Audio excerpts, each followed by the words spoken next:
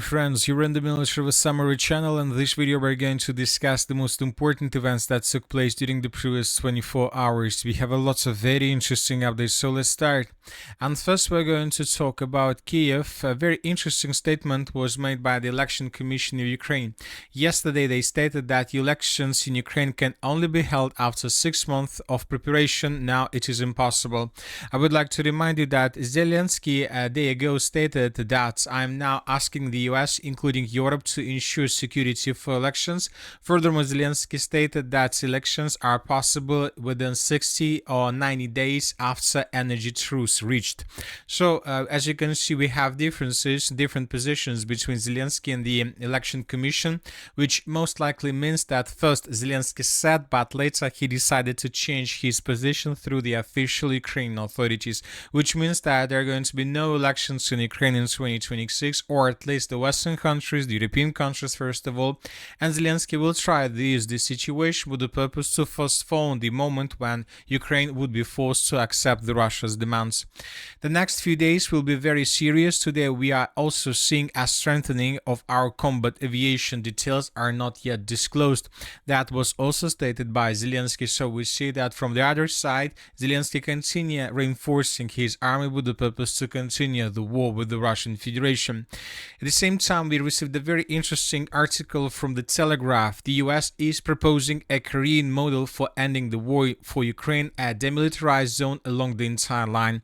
On a map, this would look like a line dividing Ukrainian and Russian territories. The main elements could be as follows. First, the demilitarized zone, an area free of military forces on either side, with international observers to monitor compliance with the ceasefire. Checkpoints, locations for inspections and monitoring to prevent escalation of the conflict. Humanitarian corridors, roads for delivering humanitarian aid and evacuating civilians. International presence, the involvement of the United Nations peacekeeping forces or other organizations to ensure stability in the region.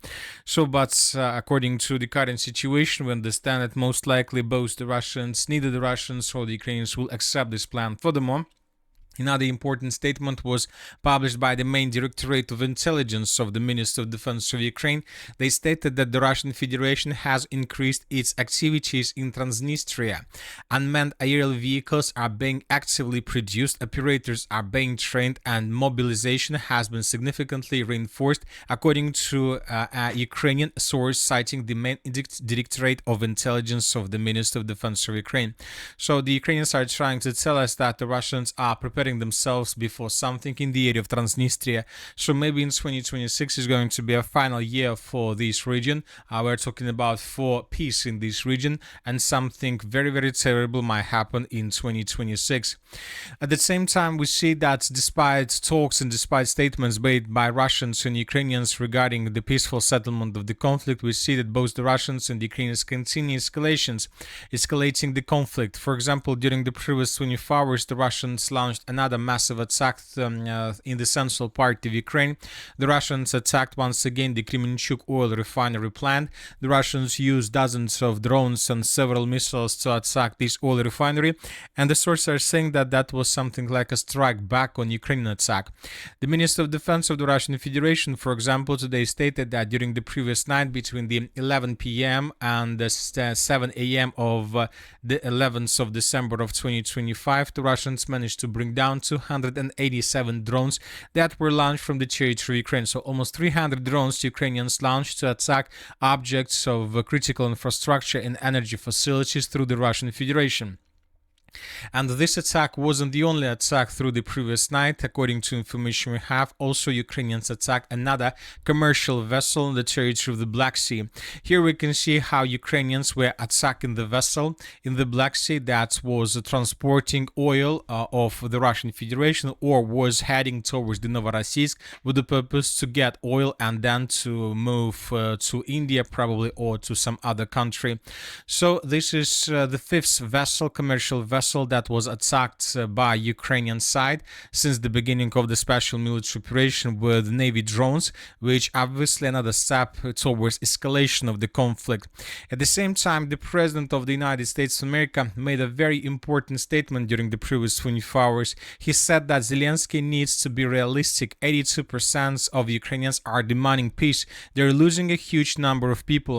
European leaders want to meet with me in Europe this weekend, the US President said. We want to know a few things before the meeting. We don't want to waste time. Zelensky needs to be realistic. Ukraine hasn't had an election in a long time. They're losing a huge number of people. 82% of Ukrainians are demanding a deal. They want a deal. I understand that. They're losing thousands and thousands of people every week.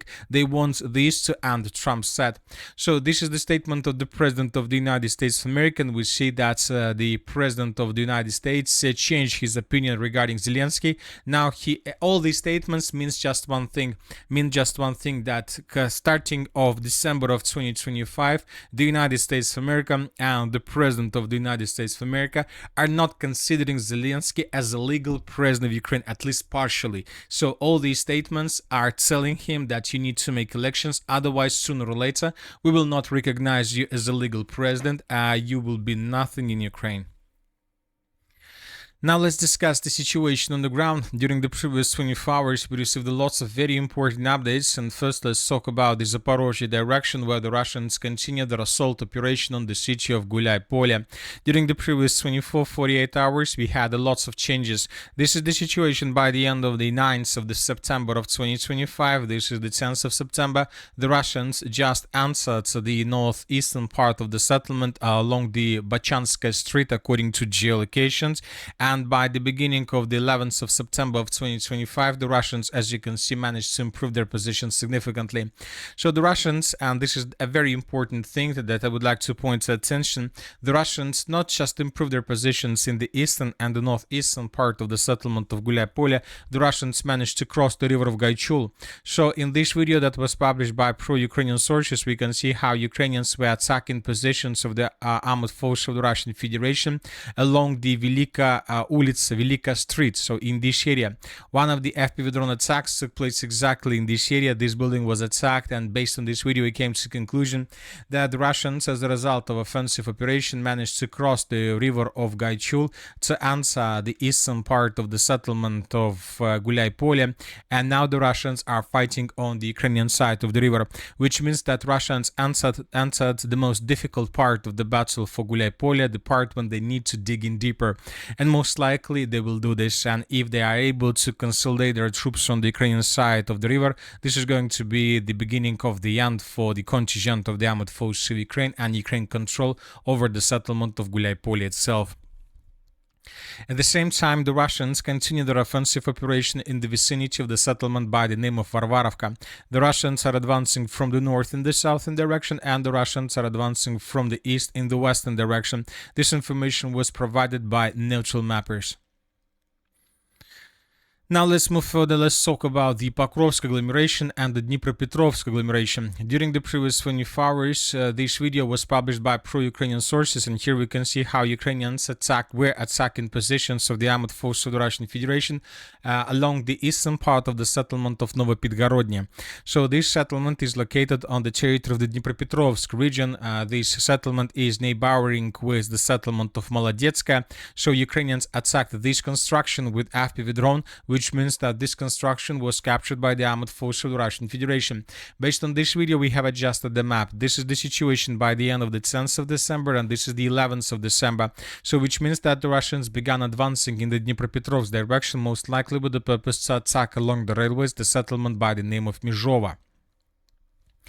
Now let's talk about the cities of Pokrovsk and Mirnograd. First, let's talk about the city of Pokrovsk. I would like to remind you that pro-Ukrainian sources and the chief of the general staff of the armed forces of Ukraine, the commander-in-chief Siversk, stated that there are no Russians in the northern part of the city, that the northern part of the city is under complete control of the armed forces of Ukraine, that the situation is stable despite talks and rumors that were spread by Russians.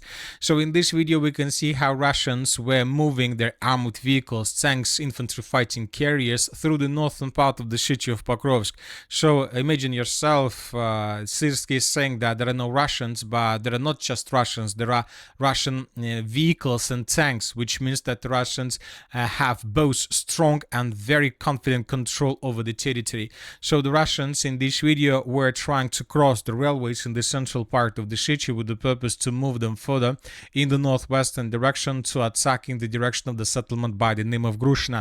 As of this convoy that was transferred by Russians, most likely this convoy was destroyed, but this convoy was destroyed along 0525 road. This video was published today by pro-Ukrainian sources, and here we can see how a Ukrainian drone was flying above the 0525 road, and we can see how Ukrainians were filming a lot of vehicles destroyed during this attack. So most likely those vehicles that we saw in the previous video were destroyed somewhere along the 0525 road. At the same time, we received the video from the northwestern part. Another video here we can see how Russians were storming the building in the northwestern part, how Russian soldiers were attacking this territory. We will not watch this video due to violence and casualties, but you can always watch this video on the map. And according to information we have, the Russians were attacking this territory. Based on this video, we haven't adjusted anything. We just confirm using these three updates. We just try to confirm that Russians have a strong control over the northwestern part and that Ukrainians have nothing there, have no control in this area. They can't counterattack, probably to answer, but sooner or later the Ukrainians are being forced to fall back. The city of Mirnograd, during the previous 24 hours, the map has been adjusted significantly, even during the previous 48 hours. So it's better to start with the city of Mirnograd from the 9th of December. This is the situation by the end of the 9th of December. The Russians were bombing and attacking positions of the armed forces of Ukraine, and we start receiving first reports and first updates that Ukrainians left completely the most southern part of the cauldron. On the 10th of December, we adjusted the territory to the east of the city of Mirnograd and the eastern part based on the video published by pro-Ukrainian sources. Here we can see how Ukrainians were attacking positions of the armed forces of the Russian Federation almost in the central part. So this building was under attack of the armed forces of Ukraine, and based on this video we adjusted everything basically to the east and to the southeast. Furthermore, yesterday several mappers, several pro-Russian sources reported that Russians managed to improve their positions from the south. They captured lots of territories. Furthermore, the Russians improved their positions in the northeastern direction of the settlement, and the Russians improved their positions from the south. And as for the 11th of December, the map has been adjusted significantly. As you can see, most of these territories were completely colored in Russian favor, and most of the territories were colored based on the video that was published by pro-Ukrainian sources. Here we can see how a Ukrainian FPV drone was attacking a soldier of the armed forces of the Russian Federation that was moving in the southern part of the northern part of the city. So another important thing that I would like to point to attention, that there is a snow, which means that the video is very fresh, that it was made probably several hours ago, because the snow just started in this region. So this Ukrainian attack took place exactly at this point. Based on this video we came to a conclusion, and of course based on the reports published by different sources, by neutral mappers, by pro-Ukrainian sources, we have adjusted the map significantly by coloring everything to the south of this point. Now Ukrainians control a very small part of the city of Mirnograd, and telling the truth, we believe that during the next 3 days the Russians will announce complete control over the territory. Now let's move further and let's discuss the situation in the area of the city of Siversk, where the Russians launched their major offensive operation, this time most likely towards the city by the name of Slaviansk. So we believe that today or maybe tomorrow the Minister of Defense of the Russian Federation will announce that the settlement of Siversk was captured by the armed forces of the Russian Federation. This video was published today by pro-Russian sources. Here we can see 2 Russian soldiers and 2 civilians that were saying that the city of Siversk was captured by the armed forces of the Russian Federation. So this is how the map changed during the previous several days. This is the situation by the end of the 6th of December, and this is the moment when everything started. So this is the end of the 7th, this is the 8th, this is the 9th, this is the 10th of December, and this is the 11th of December. The Russians captured up to 90% of the settlement, and the most important is that Russians managed to cross the river of Bakhmutka. Several pro-Russian sources stated that Russians control up to 95% 50% and even more. So Ukrainians control probably just 2 streets of the most western part of the settlement, and most likely these 2 streets would be abandoned in coming days or in coming hours. So maybe today the Minister of Defense will confirm this. Furthermore, the Russians began offensive operation in the direction of the settlement of Alexandrovka from the southeast. This information today was provided by neutral mappers and by pro-Russian sources. So this is the situation in this area. The Russians are advancing, trying to get as close as possible to the cities of Kramatorsk and Slaviansk. Furthermore, as you can see, we have huge changes on the Liman direction. During the previous 24 hours, a video was published from the most northern part of the settlement of Dibrova. In this video, we can see how Russian infantrymen were moving through the forest in the direction of the settlement by the name of Dibrova, and how Ukrainians were making a video how Ukrainians were attacking positions. So Ukrainian attack took place exactly at this building, which means that the building was captured by the moment of attack by Russians. So based on this video, we have adjusted the map and we have colored huge territories in the complete control of Russians.